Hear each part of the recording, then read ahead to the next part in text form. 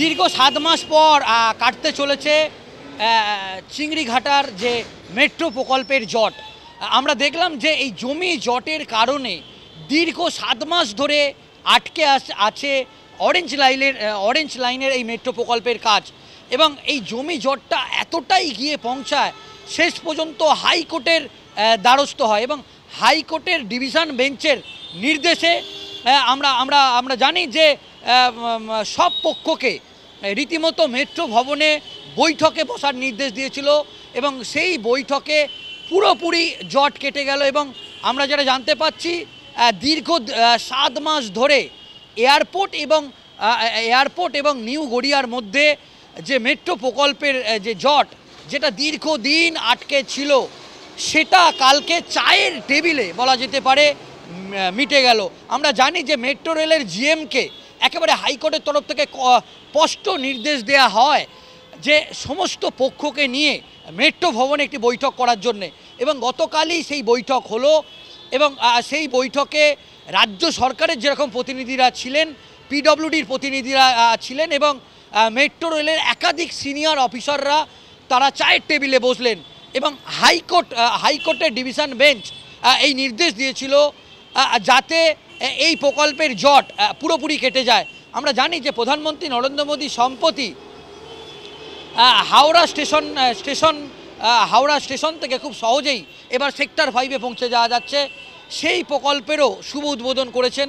অন্যদিকে আমরা জানি যে কলকাতা বিমানবন্দর থেকে একেবারে সরাসরি পৌঁছে যাওয়া যাবে হাওড়া স্টেশনে, সেটাও যেটা দীর্ঘদিনের যে জট সেটাও পুরোপুরিভাবে মিটে গেছে। অন্যদিকে আমরা যেটা জানতে পাচ্ছি যে 336 মিটার দীর্ঘ এই যে লাইনটা, সেটা যে নির্মাণ কাজ, অরেঞ্জ লাইনের যে নির্মাণ কাজ, নিউ গড়িয়া বিমানবন্দর যে প্রকল্পটা যেটা পুরোপুরিভাবে আটকে ছিল, সেটা নিয়ে আমরা দেখছিলাম যে অন্যান্য জায়গার যে মেট্রো প্রকল্পগুলো মোটামুটি সূচনা হয়ে গেলেও এইটা কিন্তু এই যে চিংড়িঘাটায় এখানে একটা জমি জটে কিন্তু 7 মাসের বেশি সময় ধরে এটা আটকে ছিল, সেটা পুরোপুরিভাবে মিটে গেল।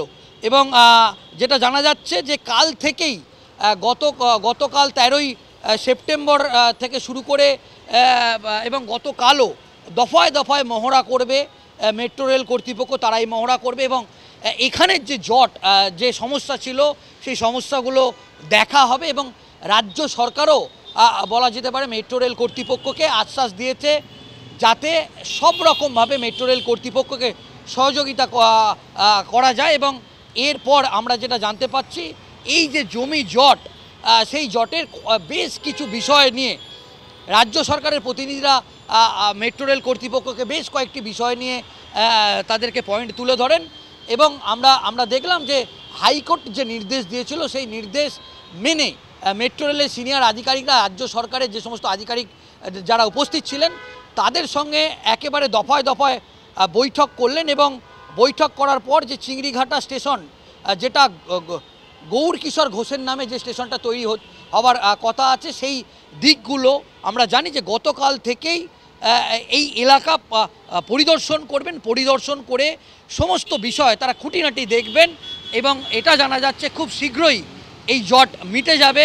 এবং যে কয়েকটি প্রকল্প অরেঞ্জ লাইনে আটকে আছে তার মধ্যে এটা গুরুত্বপূর্ণ। এবং এরপর থেকে আমরা খুব শীঘ্রই এয়ারপোর্ট থেকে সরাসরি চিংড়িঘাটা হয়ে নিউ গড়িয়া স্টেশনে পৌঁছে যাওয়া যাবে।